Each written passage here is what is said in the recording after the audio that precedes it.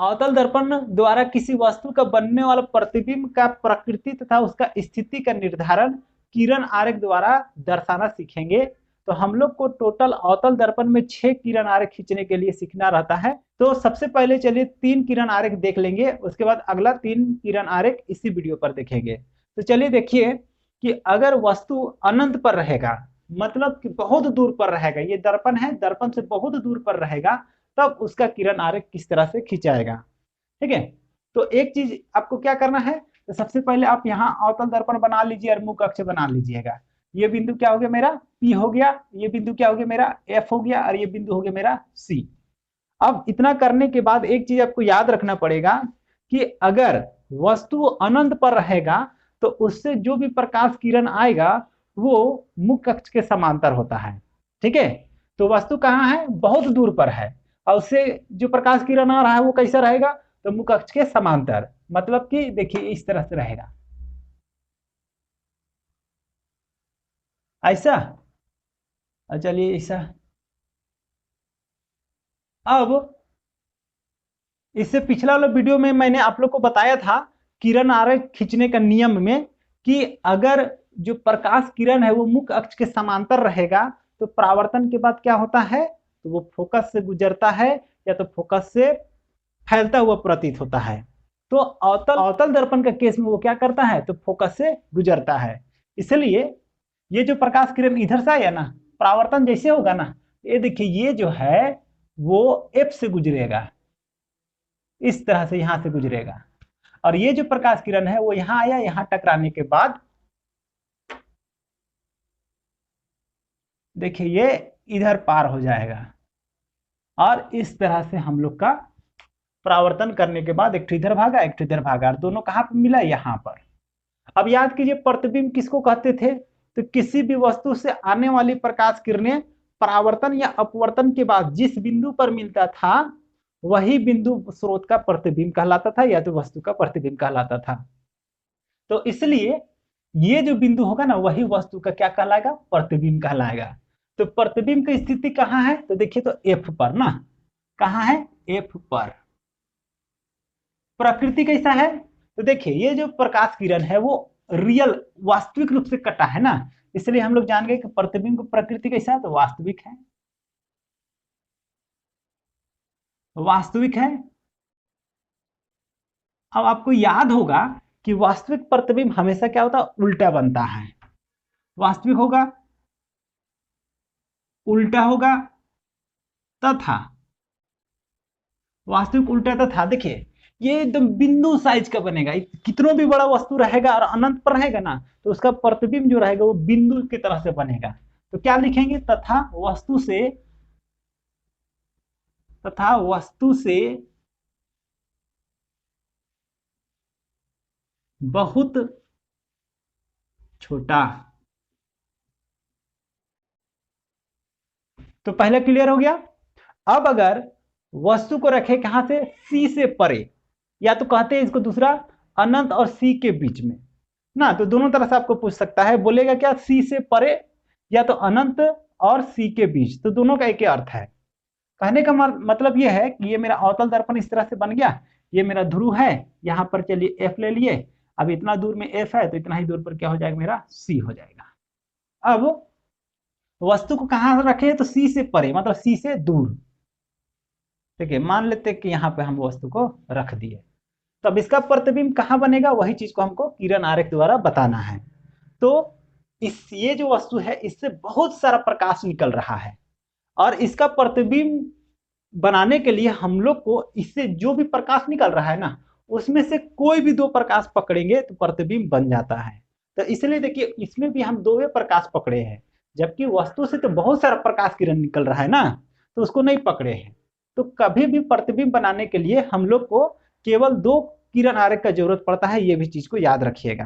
तो चलिए अब इसका प्रतिबिंब बनाते हैं। तो यहां से जो मुख्य अक्ष के समांतर जा रहा है ना वो वाला प्रकाश किरण पकड़े, तो मुख्य अक्ष के समांतर वाला चलिए ले जाइए इसको इस तरह से, यहां गया। अब एक तो प्रकाश मतलब ये तो इधर गया, अब एक तो प्रकाश किरण जो सी से गुजर रहा है वो वाला पकड़े,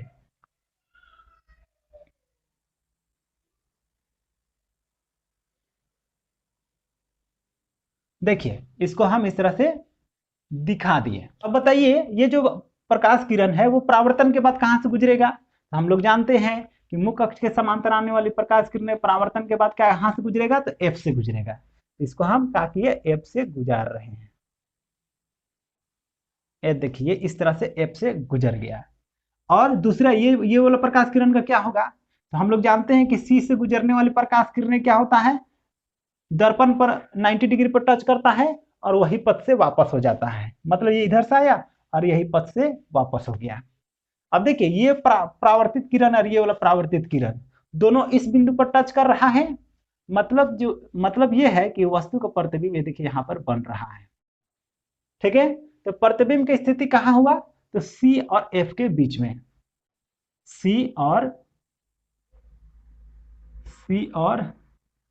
एफ के बीच। क्लियर है? अब इसका प्रकृति बताना है। तो प्रकृति में क्या होगा? देखिए दोनों जो प्रकाश किरण है वो वास्तविक रूप से प्रतिच्छेद कर रहे हैं, इसलिए प्रतिबिंब क्या हुआ? वास्तविक।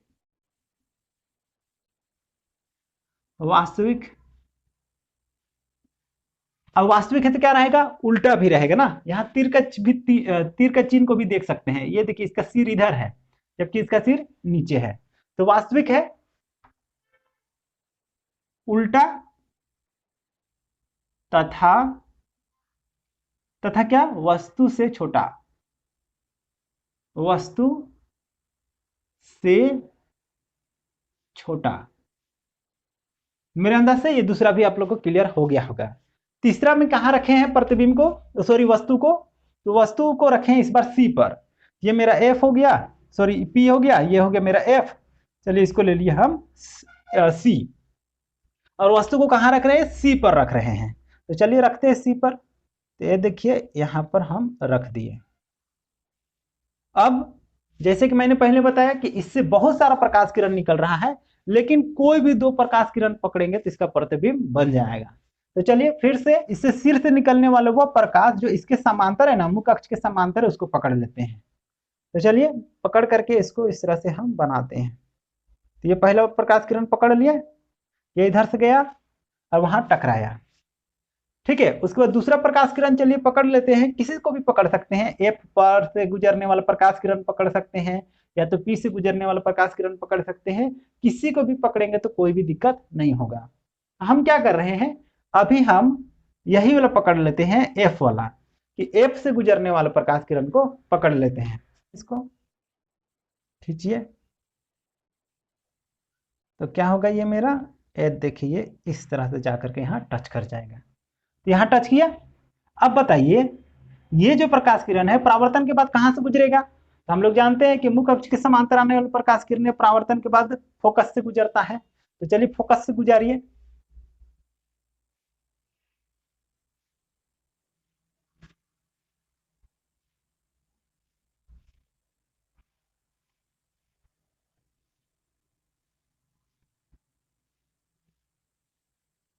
फ्री हैंड आपको यूज नहीं करना है ना। और उसके बाद ये एफ से गुजरने वाले प्रकाश किरण क्या होता है? तो परावर्तन के बाद मुख्य अक्ष के समांतर हो जाता है। तो चलिए देखिए यहां पर इस तरह से दोनों खींचा गया। तो प्रतिबिंब कहां बन रहा है मेरा? तो देखिए प्रतिबिंब जो है ये देखिए बन रहा है यहां पर। कैसा बन रहा है? तो देखिए तो कहां पे बन रहा पहले? तो सी पर बन रहा है। कैसा बन रहा है? तो वास्तविक बन रहा है। वास्तविक। और कैसा है? उल्टा है ना। देखिए वस्तु ऊपर में है, इसका सिर देख रहे हैं ऊपर में है, और ये किधर है? इसका सिर नीचे है, तो वास्तविक है। उल्टा है तथा वस्तु के बराबर है। तो इस तरह से हम लोग का ये 3 कंप्लीट हुआ। अब चलिए हम लोग देखते हैं इसका अगला। वस्तु सी और एफ के बीच में है तो उसका प्रतिबिंब कहां बनेगा उसी को हम लोग देखेंगे। तो चलिए देखते हैं। यहां पर हो गया मेरा पी, यहां पर ले लीजिए हम एफ ले लिए, और यहां पर ले लिए हम सी। अब वस्तु को कहां रखना है? तो ये दोनों के बीच में, ये देखिए यहां रख दिए। अब इसके द्वारा जो प्रतिबिंब बनेगा वो कहाँ बनेगा, तो चलिए खींचते हैं। तो आप लोग जानते ही हैं कि इससे जो प्रकाश किरण निकलेगा उसमें से केवल 2 पकड़ना है। तो चलिए एक जो प्रकाश किरण मुख्य अक्ष के समांतर है वो हम पकड़ लिए, यहां से इधर ले गए, और एक प्रकाश किरण जो यहाँ ध्रुव से गुजर रहा है उसको पकड़ लिए। तो एक यहां से हम इसको इस तरह से खींच लिए, है ना। खींचते समय थोड़ा सावधानी बरतिएगा, पेंसिल और कंपास सबका यूज करते हुए ही बनाइएगा। अब देखिए प्रकाश किरण किधर जा रहा है, तो यहां से इधर गया और एक तो इधर से इधर गया। अब हम लोग जानते हैं कि जो प्रकाश किरण मुख्य अक्ष के समांतर रहता है वो परावर्तन के बाद कहां से गुजरता है, तो एफ से गुजरता है। तो चलिए हम इसको एफ से गुजार दिए, ठीक है, एफ से गुजार दिए। और पी पर पड़ने वाले प्रकाश किरण का क्या होता है, तो परावर्तन का नियम का पालन करते हुए वो परावर्तित हो जाता है। तो चलिए जितना बड़ा यहाँ कोण बना है ना उतना ही बड़ा कोण अंदाजा लगाएं।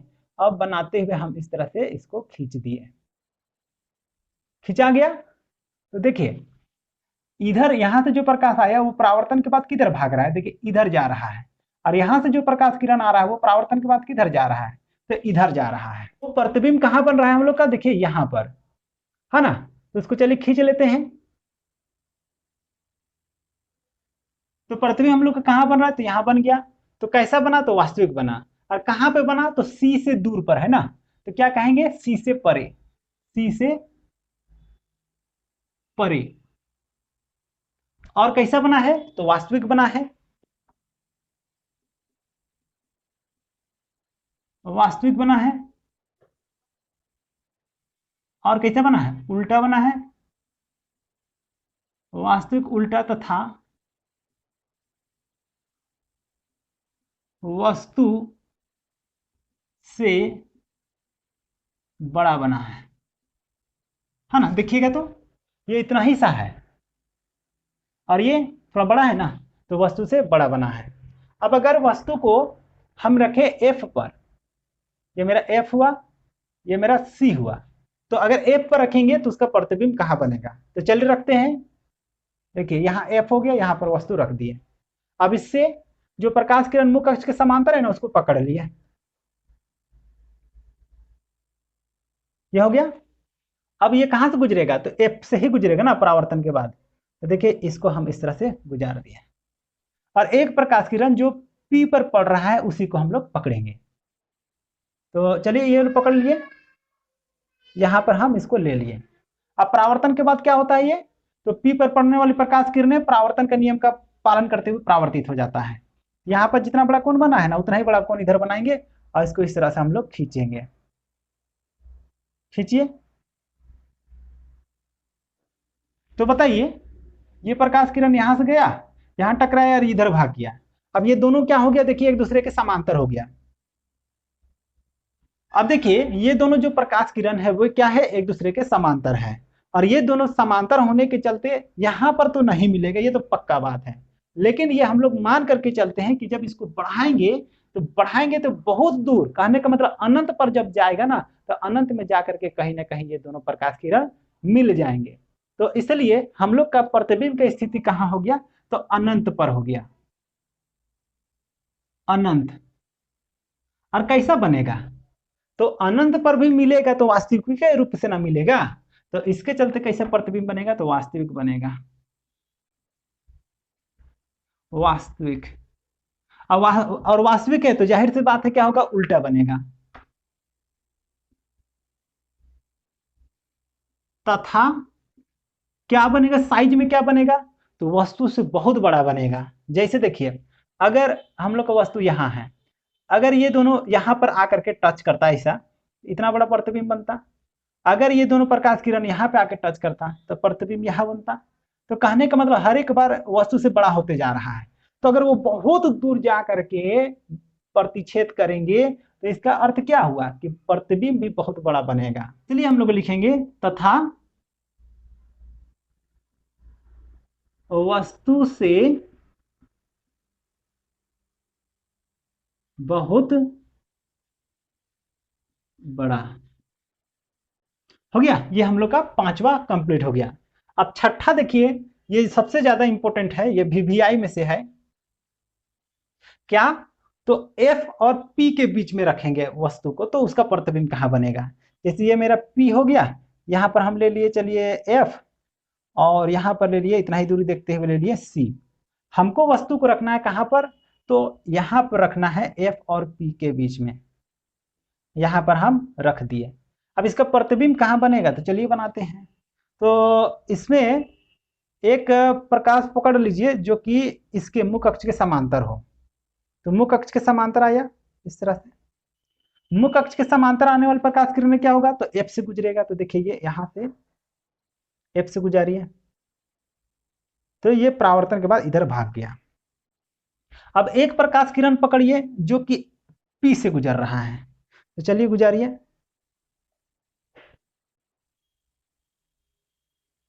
ये देखिए यहां से गया एक प्रकाश किरण, और ये प्रकाश किरण क्या होगा? तो परावर्तन के नियम का पालन करते हुए परावर्तित हो जाएगा। मतलब यहाँ जितना बड़ा कोण बनाया है ना, उतना ही बड़ा कोण इधर भी बनाएगा और इधर परावर्तित हो जाएगा। चलिए बनाते हुए इसको परावर्तित कीजिए। ये देखिए ये। अब बताइए, ये दोनों प्रकाश किरण ने तो एकदम साफ साफ दिख रहा है कि ये दोनों फैल रहे हैं। तो फैल रहे हैं, इसका मतलब ये हुआ कि ये दोनों रेखाएं जो है वो कभी भी नहीं मिलेंगे। ये समांतर था तो हम लोग चलिए मान लेते हैं कि वो अनंत पे जाके मिलता, लेकिन ये तो साफ है क्या कि फैल रहा है, तो फैल रहा है तो कभी नहीं मिलेगा। तो इसलिए हम लोग क्या करते हैं, इन प्रकाश किरणों को आभासी रूप से पीछे बढ़ाते हैं।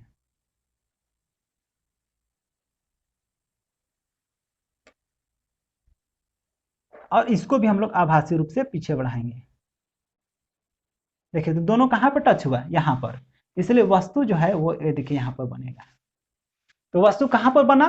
तो दर्पण के पीछे।